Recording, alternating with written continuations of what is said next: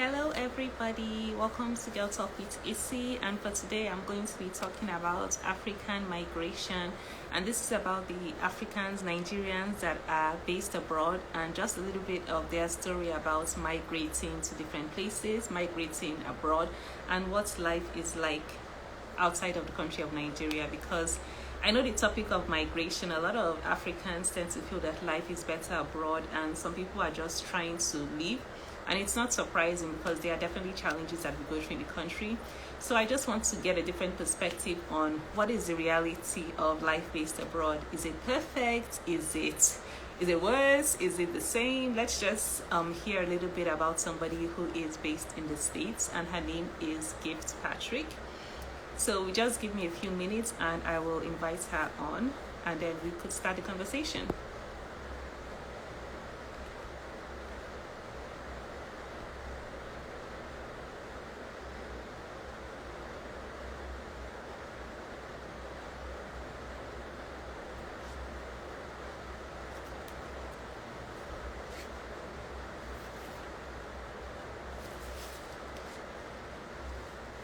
Yeah, and a little funny story is that I actually met Gifts on LinkedIn. She reached out to me because she was like a fellow Queen's College alumni. I went to Queen's College, University of New York, and then she wanted us to do a collaboration. I thought that, okay, yeah, that's a great idea. Let's just collaborate. It was sort of like an inspirational post about New Year goals, things like that. It was a while back, a few years ago, and I thought it was just fun to do that collaboration. So that's just how we met, just via LinkedIn. Yeah, so you can form connections through many social media platforms. Yeah.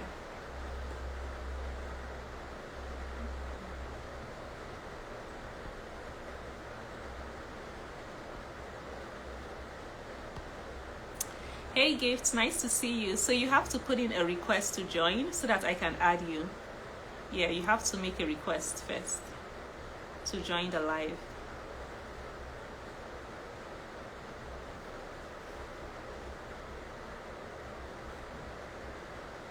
So once you make the request, then I'll add you on. Yeah.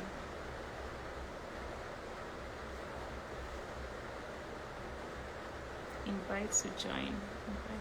Okay. I've also invited you to join Gifts, so you can accept it.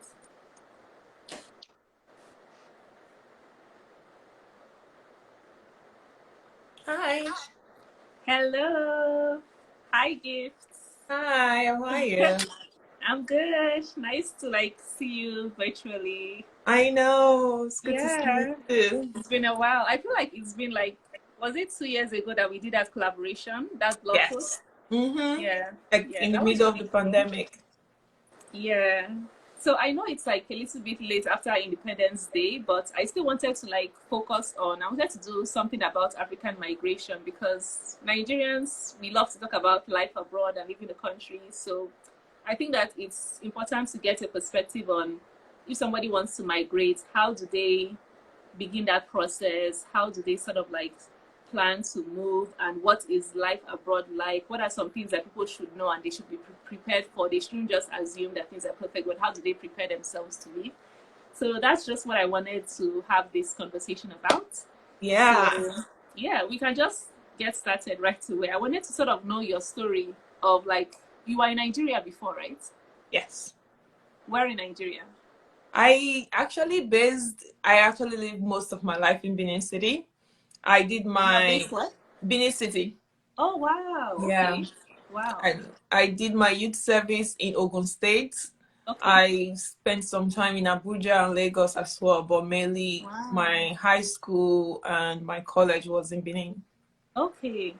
So how did you have the process of moving to the States? What happened? I mean, I came here for my master's degree after Okay. college and Okay. luckily established a career here, and now I'm a citizen of United States. Oh wow, But you're a citizen now. yeah. Wow.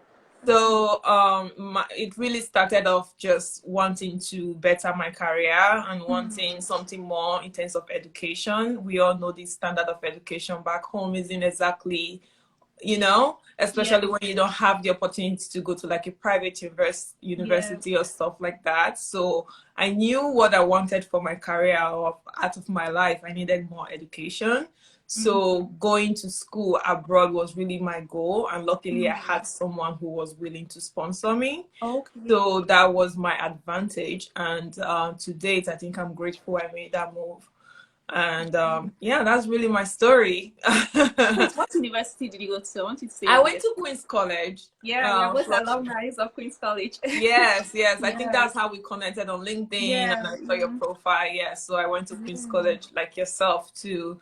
And while I was there, I was lucky to meet amazing people. I worked for Queen's College.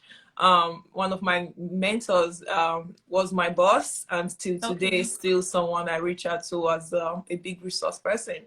So Wow. it's really opened doors for me and changed my life forever. So And what did you study in Queen's College? media and communication. Media and communications. And the reason why I asked you what you studied is because, so I know that the reality is that for international students who want to sort of work in the US, there's sort of like, people say that it's sort of complicated. Like if you're in the STEM field, science, engineering, they say that you are more likely to actually get a work visa than rather than if it's an arts degree. So I want to understand your process. Were you able to get a work visa immediately? And I really want to learn more about it because it's encouraging, because some people say that they value technical skills more. So those of us in the arts, are we that likely to get a work visa? So how are you able to work after graduation? So I think traveling abroad from Nigeria specifically, Yeah. it is you can't really use someone else's story to build your own Okay. path. It's Yeah. really asking yourself what you want from Yeah. that. First of all, what's your reason for traveling? I know now most people are traveling out of the country because the economy is really, really bad. Like if you don't have someone who knows someone or you don't have someone in politics, the only logical thing is to relocate out of the country. But at the time I was making my move, it wasn't out of desperation to leave the country. It was really out of the desire to change my life in terms of my career and my education. And the path I took, I literally had my green card before I finished my school because of how where I was sponsored and who was behind me. So like I said, everybody's story is different. But I also know people who had to finish school, do the computer science, studied engineering, like you said, like science courses. Apply for like a work visa. Apply for a That's work very visa. And then I also knew like if you came in as a student, you have the opportunity to apply for a 1 year, well, no matter the field that you come OPT, in, optical you have the practical. OPT opportunity. Yeah. And if you use your OPT well and work with a really good company, within that 1 year, you have the opportunity of applying for a work visa. Yeah. And between the time of the work visa, you also have the opportunity of figuring out how to get your green card. Exactly. So there are multiple ways to get documented once you come through school. And there are other ways to come into the country besides school as well. There are people with relatives who invite you for an event. You know, there are multiple ways. That's why I said, if you are planning to relocate from Nigeria to any part of the world, whether it's US, Canada, London, is really just asking yourself the purpose of relocation and what path will favor you the most. And once you have chosen that path, be ready, whether it's financially, emotionally, just any way you need to be mentally ready for the challenge that is going to come ahead. And know that it's not going to be a smooth path to get into all the things that you need. It's just like surviving anywhere, even in back home. The only difference is that the system supports your growth. So the effort you put into trying to establish yourself, you will eventually see the benefit. It doesn't mean that when you relocate, the minute you get on that plane and land on the other side, everything is going to be perfect. It just means that when you take the right step and you follow the process, you will get results. The disadvantage back home is follow the step all you want, there will be no results. So that's the advantage and the disadvantage. But the principles are the same. You have to put in the work and you have to follow the regulations anywhere, everywhere. Wow, yeah, thanks for sharing that. And I'm just surprised. Okay, you were able to get your green card before you graduated, things like that. That's very interesting because, yeah, I know that certain people's story with international students applying for visa. So everybody's story and path to obtaining their green card, obtaining a work visa is different. So congrats to you. That's like huge. Yeah. Yeah, No the stress, no thing is that I worries. was You're actually, good. I've been here before. Like it Ah, wasn't yeah. like, yeah, so it's a different story, and everybody's Yeah. story is different, you Yeah, know. everybody's story is different. Yeah, because even some of my relatives over there, I know that it was after school. One of my brothers, he had to apply for a work visa, and luckily, the company was able to sponsor him. So that's how he's been able to stay there. So everybody's process is different. So great. And I also want to know now, just like tell us a little bit about what is the difference between living in the US and living in Nigeria. Did you have any, like when you initially came, because you've been there for a couple of years now, right? Yeah, a little bit over nine, close to 9 years, I believe. Wow, 9 years. So, like, when you initially came, was it sort of like different to adapt to the environment? Was there a culture shock? Like, what was the experience like Of for you? course, it was Yeah, very difficult. Very, very difficult. because you seem so laid back and chill, like, your photos, like, you Yes, yes. But yeah, it, but that's the thing though. yeah, Instagram and photos are not reality, you know? Like yeah, the picture you see, it might be 20 years worth of work behind it. It might be 10 years work of, you know? Like don't look at people's pictures and say like they're living their best life and everything. They might be living their best life, but they might not have been living their best life up until when you saw that pictures. Yes, of course, I have more my footing on the ground right now compared to 9 years ago. Of course, like your life 9 years ago is not what it is now, you know, like nobody's life 9 years ago is exactly what it is now.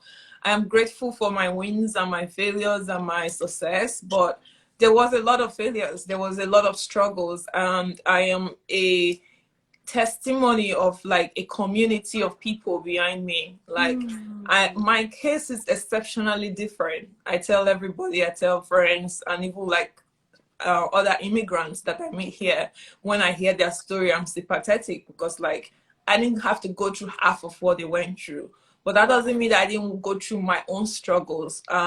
Coming in, I was already an adult with friends, with social skills, like my whole life. I was already a graduate from college. So like you have your whole idea formed, what life yeah, is about and all of those things. And it just gets disrupted like entirely. Like everything you think you know, you have to let go of it and like unlearn and learn new things.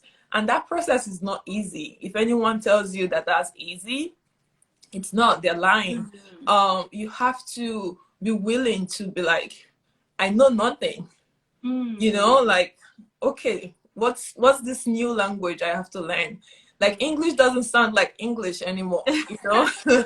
Like it's and totally New York different. is New York is like a different like ball game on Yeah, its New own. York Like is the a city beast. is, yeah, New York is a beast, but anywhere in the world that you are yeah, like if you are moving from Lagos to Abuja, you have mm, to learn some certain things because yeah, Lagosians way is different from the people in Abuja, and people in Benin City are different from people like anywhere you relocate to. Then, but there's still that cultural um, relations when it's within cities in the country. But when you relocate from one country to the other, and mind you, the first time I was traveling internationally was when I relocate. Okay, no, maybe the second time.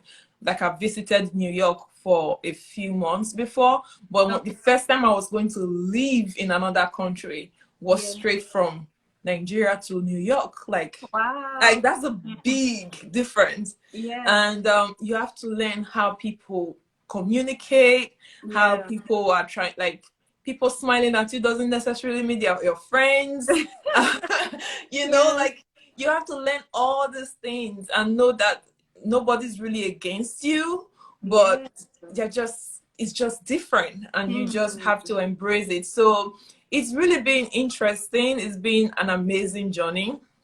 There were times where it like took a toll on my mental health, you know, physical health, but all of those things formed me. And if you are open to the change, it's a beautiful thing, to be honest. If you are open to it. If you are not, that's where people get into the other side, which is like depression, frustration, all of those other things that you can face when you don't deal with the process that you're going through really well. But I said I cannot be grateful for the process that have led me to today.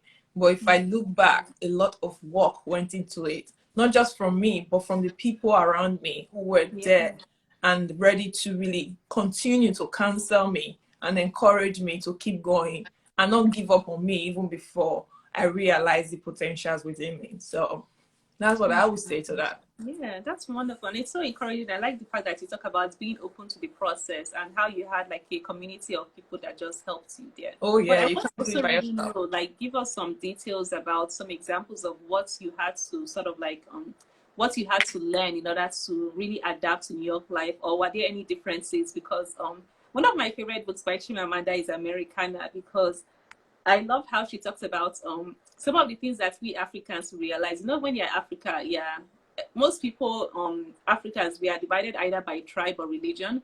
But once you step outside of the country, it's like a whole different ball game. And I'm not saying I experienced great racism there, but I feel like when you're an African and you go outside of the country, you realize that you're black. It's not that you're African American, you're black. Yeah, people just see you as a black person.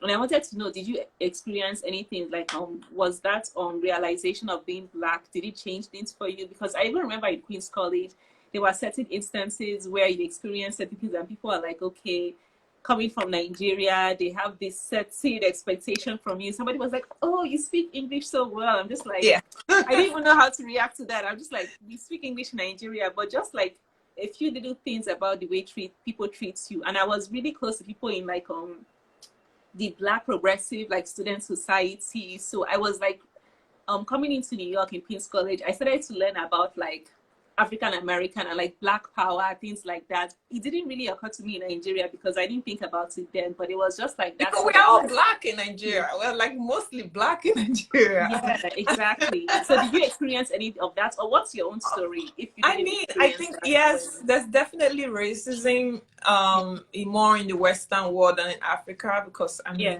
all the race we have in Africa, mostly not just Nigeria, is really black. Like that's it. It's one race. So there's tribalism, but there's no racism.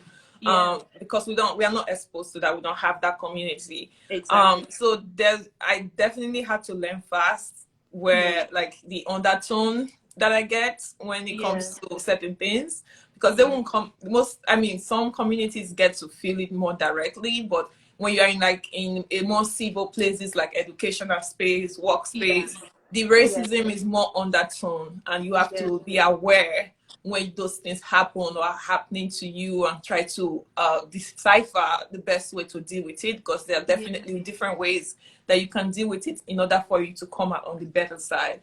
And you also have to deal with it appropriately, else even though you are on the right, you end up looking like you're in the wrong. And you know, like we Africans are very expressive and very reactive. So that I have to unlearn, that being reactive and being expressive or saying things exactly the way I feel doesn't really work in this society. Like you have to be able to find the most subtle ways to like communicate your feelings, or be able to talk to people in a very respectful manner and sometimes be the better person. So to be more specific about some of the challenges I face, and of course I can't really, some of them I don't even remember right now. Like I look back, I'm like, well, it wasn't that bad. But when you're going through that process, it's like you're gonna die. I think one was really going into school with the idea that, I finished my college. I'm like, good, maybe probably finish your college with all A's, and you're coming into college and you're like, I'm gonna like A's all of these, and then the educational system is so different. I'm like, where do I start from? So I really struggled adapting to the standard, the different standard of education. It was so different. Like back home is like you're learning ABC, and then now you're like learning like the advanced calculus. Yeah. So that was really hard. But then again, you have all these different tools around. You have tutoring, you have mentors, you have counseling. If you use them to your advantage, you can easily adapt. It's just that the process of like advancing yourself and raising yourself to the same level that you need to be with your equals is very tedious. Requires a lot of emotional commitment. Then the other thing was also communication. What people mean, what people mean when they're talking to you. That doesn't really necessarily mean what they're saying. Like, we are very direct in our community. We say what we mean, but here it's not exactly so. What they're saying, sometimes they're just being nice. What they mean is horrible. Really, really horrible. And that I am still learning to date, because I mean I've grown in different areas. I've grown out of school, I've grown out of some environment. Every environment I go, I have to learn their communication skills. Then I believe the other thing was also social relationships. Here in our country, when we have friends, it's like die-hard friends. You can show up at their home anytime, you can call them anytime. But it doesn't happen like that here. Like, don't call me. Like, why are you calling me? Like, you're invading my privacy. So that was really like strange to me. Aren't we friends? I mean, you can be friends with someone for 5 years and you don't know their home. It's just, that doesn't mean that they are not genuinely your friend. It's just boundaries. So I had to learn what boundaries mean here, and I have to start learning how to set my own boundaries. Yes, I had to learn it because I wasn't taught boundaries. Like, boundaries, like walls back home, is like you are either insulting someone, you are either like feeling too big. But boundaries are beautiful. It's good. It's very good. So there are a lot of things that I had to learn that wasn't necessarily like negative, but at that time, it's like you've known one thing for so long in your life, and all of a sudden you're told it's not that way. And you have to tell yourself that this thing they're telling you is true. It's good for you. It will better your life. And sometimes people don't get to accept that, because they know what they know, and what they know have always been working for them, but it might not necessarily be pushing them towards their greatest potential. And for you to do that, you have to let go of the old and accept the new. So I think, I mean, there are way more things that I learned. I really like that. In order to accept it, you have to let go of the old and the new. Yeah, that was actually a really great statement. Yeah. Wow. Thank you so much for that. Thank you for just going a little bit deeper, because I wanted to just learn a bit more about some of the things that you had experienced. Yeah. Absolutely. Yeah. Yeah. And it's so important, because the truth is that things change, communication changes, especially in Nigeria. We have a culture of respect. Like, people really hold respect very high. So it's always yes, sir, yes, ma'am, this thing. So the communication is different, definitely in New York, the way people sort of converse and communicate with each other. And even like you said, being social and friendly, especially I feel like New York City is also like very fast paced, busy. Everybody's always on the move, things like that. So yeah, it's definitely a different sort of environment. So thanks for sharing. No problem. And also, so I wanted to just go back to the whole aspect of migration. For somebody who wants to migrate, how would you advise that they begin the process? How would you advise them? I try to stay away from that conversation because it's so complicated, and I don't want people saying it's because you had this S, Y, and Z opportunity. I don't want to talk from a very myopic point of view. When you want to migrate from any part of the world, you really have to ask yourself what resources you have available for you to process your documents out, and what resources you have when you get there. Because when you get there is a whole other ball game, but from my own little experience, which is very, very little, I think it's really figuring out the best path to your migration, not using your friends process, not using what your neighbor did, not using what you heard worked for someone else, but really doing your research and picking the option that works best for you. So that way you are not shocked when you get there, or you are not wasting your resources and not ever getting the opportunity to leave. So don't do, I'm going to this country because X, Y, and Z went there. You should really not limit yourself to US, Canada, London, which is like the main 3 places everybody wants to go. Like, you know, like there are million countries you could go. There are some you don't even need visa for, that like our passport can let you get into. So it's just researching and saying, what do I have to give when I go there? Like, am I going to go there and just like look for a job in like in the entertainment industry? Like, what are you planning to do? And then what country fits that plan the most? And what resources do you have available to actually do that? Then follow that path, because that's the path that will work for you eventually, not the path that worked for someone else. The path that worked for someone else might work for you, but it might not work for you the way you would never realize did not work for you. So it's really figuring out what your plan is and what path or what step you need to take to achieve your plans. Yeah, that's actually a great advice, because I know most Nigerians always say that, okay, the UK is the best part. But some people are saying that Australia offers opportunities, things like that. People should actually sort of like expand their horizons. So that's a great tip, because I know it's mostly the UK. I'm not even sure whether most, especially, I mean, from being here, I feel like most people try to go through the study route to the UK. So they don't even talk so much about America, things like that, because they say that the UK process is easier. But like, it's not the same for everybody, to be honest. Like you said, I think there was this YouTuber who said that she had come through, her husband got like a talent visa, things like that. That was how they ended up there. So everybody's journey is actually different.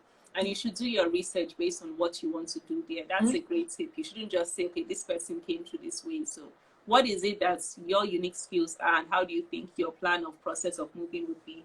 It's a great tip, and we should try to expand our horizons also, because to be honest, I feel like our reputation as a Nigerian, it's not always great. So at a certain point, maybe the UK, they would get tired of Nigerians, to be honest. I feel like Nigerians should try to expand, because the reality is that some of them, they go over there, they misbehave, if we have to be honest. So you can't just all flock to the same place, I guess. Yeah. So my next question for you is, what are some myths that Nigerians have about like living abroad? What are some myths that they have based on your own experience? Because you've been in the States for 9 years. So what are some myths that you want to debunk about life abroad? I think one of the most common one is if you're abroad, you are rich. No. That is not true. I think there's that general idea that traveling abroad was the only way to success. I mean, it offers opportunity, of course, no doubt. And if you have the means, my recommendation is always, please jump on that flight straight off. But I do want to say that as you're coming, be prepared to work for the life that you want to live. Don't think coming once you get here, everything is going to be fine. Everything will be fine, but it's only going to be fine if you're ready to put in the work and do your due diligence. So I think that's the biggest of it. One thing I would also say is that our people are strong and we are resilient, and we can do amazing things if we put our hearts to it. We can put it in the positive aspect, and you see us really, really blossom. And in the same vein, you see us put it in negative things, and you see us also succeed in those negative aspects. But I've really met amazing Nigerians who are doing great work around the country, who are like in the finance business, they are in the medical space, and these people are like, they're like excelling. Like, I joined my class and struggling, and I ended up graduating with all A's and one B. And this is in a discipline that I have no idea. I was in computer science, and I did my master's in media and communication. So we can really do anything that we put our mind into, but it's really just letting go of that idea that I thought coming here was going to fix my problem. It doesn't fix the problem. It gives you the platform to help you, you know, but you have to use it and do the work and use it for your advantage. So I think that would be the only thing that I would say in that. And that's so big, because you don't just land here and everything is going to be perfect. You actually have to do the work, have a plan, strategy, and be able to work hard. Because to be honest, that's actually a big thing that we assume that, okay, if you're abroad, you have all this money, you have all these dollars, but there are people who are living in the States and they are struggling also. Like some of the jobs that they have in the States could just be sort of like a simple basic job, just like a taxi driver, this and that. But we assume that, okay, if you're abroad, you're thriving. So it's not necessarily the case. And I love what you said, be willing to work hard and put in the work so that you get that life you want. You know, don't just assume that once you get there, you know, it's just going to be magical and fairy tales, things like that. Not really. Thank you for mentioning that. And they need to stop calling their uncles to send them money. But you don't blame them now. The dollar is stronger than the naira. You don't. But the dollar is not easy to come by. You make dollar and you spend dollar. More consistent. Do you understand? You know, in Nigeria, some of the challenges we face is that some people can be working and they won't pay you. In America, I think it's very rare that you are working for somebody and they won't pay you. Yeah, but when you get paid, you have to pay your bills, you have to eat, you have to do everything. So the fact that you get paid doesn't mean I need to send it to someone in Nigeria for the person to eat. I need to eat. But yeah, that's just aside the conversation. You have to be willing to help now. That dollar is still better. Yes. So my last question is, did you have any expectations that you had for being in the US? I mean, did it match up with your reality, expectations versus reality over time? I think it exceeded my expectation in most areas. And of course, okay, so I watched like is it Glimmer Girls and One Tree Hills, and you know, like those high school series was my jam when I was back home in the US. So coming into college, I was waiting for the cute guys that's gonna drive around, you know, like I was gonna have a college boyfriend, I was gonna have cool roommate that would drive to my college, drop down. No, that does not exist. You went to Queen's College, you know how it is. There is no kind on campus. And college life was definitely nothing like what I saw in movies. That's movies. It's really like book focus, you know, like creating your own community, and those community are really like, especially when you come in like doing your masters. I don't know what the undergraduate life is. It might be different. But I was struggling between my college, getting my grades right, you know, actually keeping my job. You know, you got to work full time as well at the same time you're going to school. You were working full time while studying? I was working full time at the same time when I was doing. So, you know, you have to balance all these things that you never do before. Like at home, I just eat and read and drive my father's car, come back home and the food is ready. And I had to come here and all of those things I have to let go and pick up a whole new schedule. So I think in that sense, definitely my expectation was not met, but really the life that I knew would be given to me, which is like growing, meeting people that have traveled the world, meeting people that I would go in places that I would never expect to go. Like this year, I was able to visit close to 15, 16 countries. I would never be able to do that if I was back home. And I met amazing people. I met people who have been around the world, who have lived life, who have made, you know, have done things. You see people who own companies that are worth billions of dollars, sitting in their t-shirt and shorts, having conversation with you and drinking tea. So humble and full of life. And you're just like, oh my God, you know, you are awakened in a different way. So I think in that sense, of giving the opportunity to really globalize myself and be exposed and grow in a way that I would never imagine, my mind is blown. And each time I go to a new environment, I meet new people, I feel smaller than I ever thought I was. And that just continued to inspire me. So in that sense, I feel like it overexceeded my expectation. But in the sense of like what I've pictured in my head, the luxury and the comfort and some other things, I'm like, well, again, that is not reality. But it's been good so far. And anyone watching this wanting to do the same thing, I really wish them well. And I would say go for it, but just make sure the plan and the steps you're taking is really something that works according to the dream you have for yourself, the vision you have for yourself, the resources you have to achieve it. And just think how much you're ready to invest in terms of your emotion, your strength, when it comes to the life you want to live. And I'm sure in the next 9 years too, you'll be on one call telling someone else how amazing your own journey has been. Yeah, wow. Thanks so much for sharing. I actually want to go back to some of the things you said about traveling. Like, how did you make that possible? Because that's like my dream. Do you feel as though it was easier for you? Because you said that you didn't think you would have had the opportunity if you were back home. So you think that just being in America, being in the States and working there made it easy to have the opportunity to travel? It might not be easier in Nigeria or...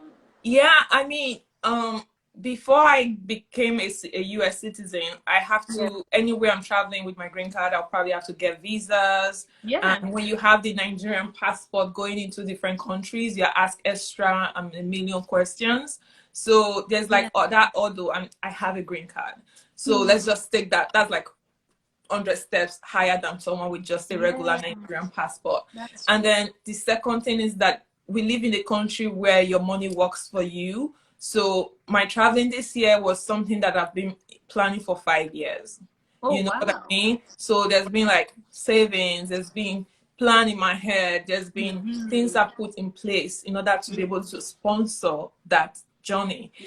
But you can have that plan in your head all you like in Nigeria for 50 years. It's not going to come to pass except maybe you have some kind of income from someone, or your dad is rich, or someone you came from a family that is so well off. Because when you convert all of those money into the Nigerian naira and see how much it can do for you, there's no way people want to do that. Then the other thing is also like here you have cards where like you spend and you get points back, and you can use those points when you're traveling. So there are a lot of perks that you are allowed. And then you can buy things ahead. I can book my hotels way ahead of time. I can book my tickets. Like I bought a ticket from Barcelona to New York for less than $300. Like you can't really do that from, there's a lot of things that you have access to in the Western world that you don't have access to back home. And sometimes when you think you have access to, you get played. So it's just a lot of obstacles. Like I said, here it really gives you the opportunity and the platform when you have a dream to actualize it. Because when you put in the work, you see the result. But back home, have the dream, have the hard work, have all of those things. The more work you put in, the more step back you will face, because there's just so many other things that's going to come along the way and knock you off your feet. So that's really the big difference between the both sides of the world. You know what? I accept that as your opinion, but I want to be a little bit encouraged. Yes, that is it. Because I've seen other creatives or content creators who've been able to travel outside based on what they're doing here. So I don't think it's impossible for people to have sort of that luxury of being able to have the experience to expand their horizons and travel in Nigeria. It's just difficult, you have to be at a certain level, a certain stage in order to make that happen. I said that, but it's not impossible though. It's not impossible at all. Nothing. Oh, I think I lost you.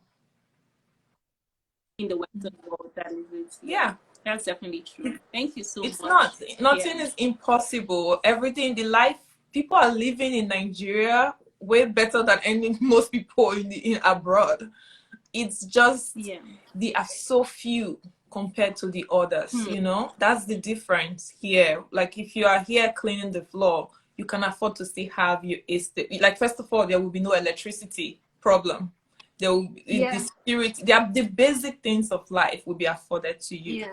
But that doesn't mean that I was in Nigeria twice this year. I love coming to Nigeria. I enjoy Yeah. being in Nigeria. Yeah, you were in Lagos, right? I saw Yes, those yes. pictures. I was in Yeah. Lagos twice this year. So when I do Yeah. have the opportunity to be home, I enjoy being home. And I Yeah. encourage anyone who can to visit home every now and then and see what they can give while they are there, how they can contribute, and how they can take away from what's going on Yeah. in our country, you know? Because there's a lot of beautiful things happening. There are a lot of Yes, there successful is. people there Yes, and that's also young what, people that are encouraging. yeah. So there's a lot of things that are happening in Nigeria right now that I'm amazed at the Yeah. growth. In fact, sometimes I'm like, the life my friends are living back there, I can't afford to live it. I live on a budget. Yeah. So yeah, it's great. Yeah. Great. So thank you so much. Is there any additional thing you want to share about migration, life in the States, or? Not really. I would say you have lived here too, and you live now in Nigeria, so you're a Yeah. great resource person. But Yeah. if anyone has any specific question, I'm happy to answer, and I'm sure you will help direct them as well. And wherever you are, it's really just whether in Nigeria, whether abroad, putting in the work and hoping that your life's work end up interpreting into the what you define as success for yourself. Because success is different for everybody. That is it. That's so like key. At the end of the day, success is different for everybody. So you also have to understand what that means to you. Like, Yeah. that's wonderful.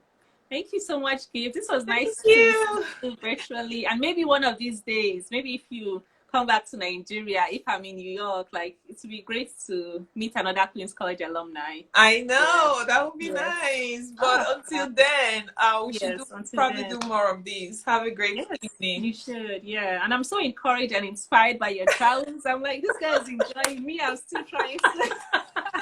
Yeah, now you know. I'm not really enjoying. I'm struggling. I'm just like I said before, it's really what is your goal in life? Putting the effort to achieve those goals. That's what I'm doing every day. Yeah. And everybody's journey is different. Like you very, said, very it's taken you a while. You've been there for 9 years. So everybody's journey is different to get very into different. Stage. Yeah.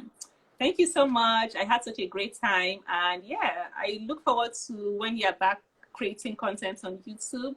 That'll be definitely great to see. And just well done. Well done on your journey. And I wish you more success and more enjoyment. And thank you for hosting this. And we'll speak soon. Of course. All right, bye. All right. Thank you everyone for joining. Bye. Bye.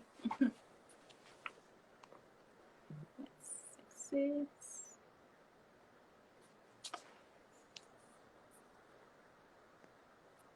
Okay, everybody. So thank you so much for joining me on the live. I hope you had a good time learning a bit about the African migration experience. I hope it educated you a little bit more about the process of moving, that you have to be really smart about it. You have to plan, you have to be strategic, and you have to think about what is best for your own individual journey, not just what everybody else is doing. And also you have to know that it takes time to get to where you want to be. Like Gift said that she's been in the States for 9 years, and that's now how she has the luxury of traveling and doing things that she wants. So you have to also be understanding of the fact that it might take you a little while to get to where you want to be, but if you put in the work, you'll eventually get there.